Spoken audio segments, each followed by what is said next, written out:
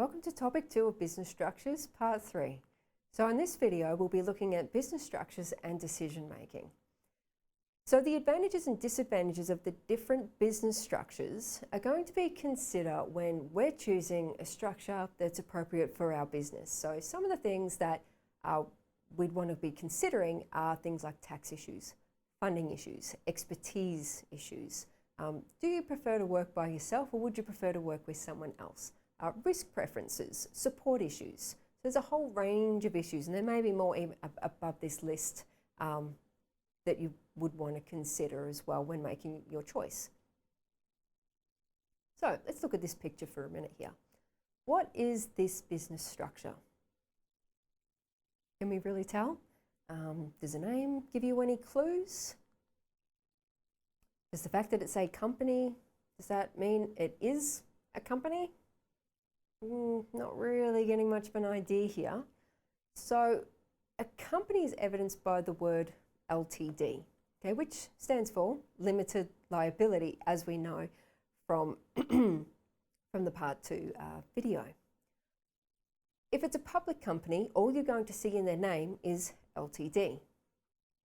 If it's a private company, then they must have in their name Pty Ltd. Sometimes you might see them changed up a little bit and you'll see P/L, okay? But it means the same thing as Pty Ltd.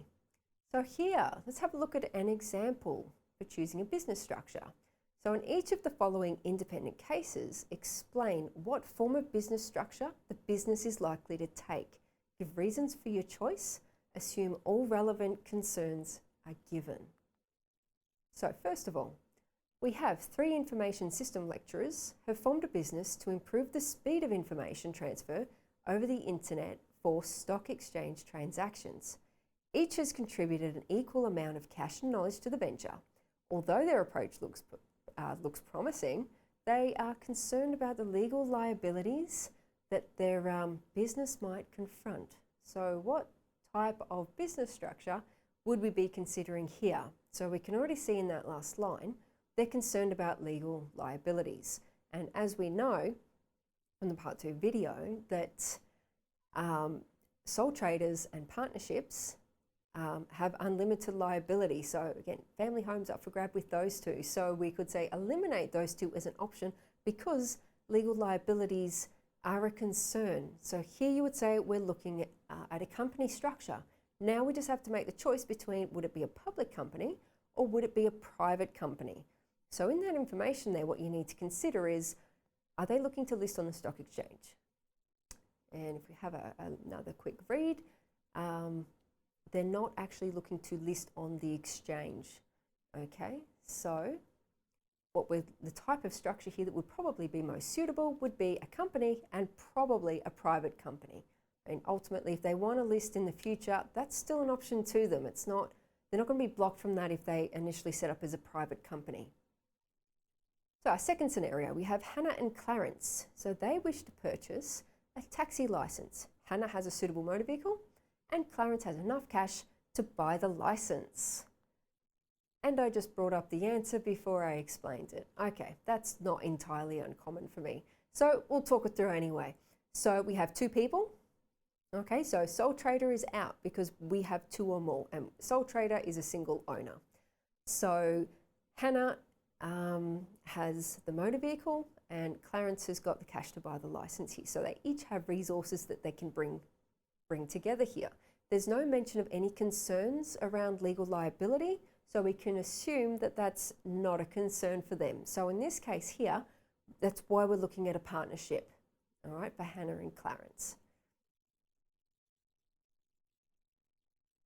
Next scenario, we have Layla, Caden and Albert, who each owned separate handbag manufacturing businesses. They have decided to combine their businesses. They expect that within the coming year, they will need a large amount of additional funds to expand their operations, and they do not have access to these funds. Okay, so we're not looking at a sole trader because we know we've got 3 people here. So we're looking at, we could consider a partnership because we have got 2 or more people here. They're looking to make a profit. They can They each have manufacturing businesses, but one of the problems there is they're expecting they're going to need a large amount of money. Okay, as partners, they're still limited to their own resources between the three of them. So a partnership is probably not going to be an appropriate option here. So we're going to be looking at a company, okay, a company structure for them. So they're forecasting that they're going to need a large amount of money. So in order to get a large amount of money, best way of doing that would be company structure, public company structure, which would enable them to raise funds through selling shares to the public. Okay, because as we saw with private companies, they are still limited in terms of trying to raise funds from the public here. So what we would look at here is company, and we would say probably public. Okay, we're not going to be 100% definite on it because there might be, some ways maybe a private company would be, in a certain circumstances, or they might find a better way to do it. So in this scenario, we'll say company, probably public. And lastly, we have Jack Smith, Ben Roberts, and Alex McLeod. They recently graduated from Griffith Uni with international business degrees. They have been friends since their high school days when they were in a hip-hop dance crew and skated together. They have decided to start a business focused on marketing skating and hip-hop clothing and shoes over the internet.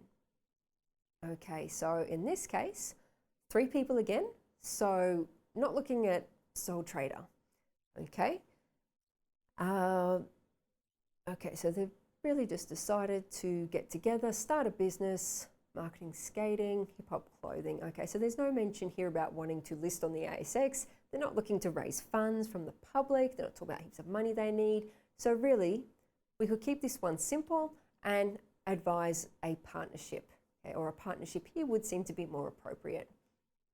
Okay, so as you can see, for each situation, you just need to consider what those parties are interested in. How does that fit with the advantages and disadvantages and characteristics of the different types of business structures? So you can do that with yourself. If you are considering starting up your own business one day, you don't have to go and be a sole trader. It's not your only option. You could consider a partnership if you want to work with other people. Just remember the risks.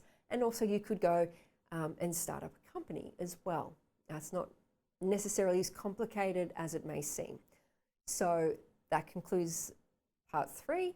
The part 4 video will be looking at the financial statements of each type of business structure and having a look at some of the similarities and differences in the way that they report.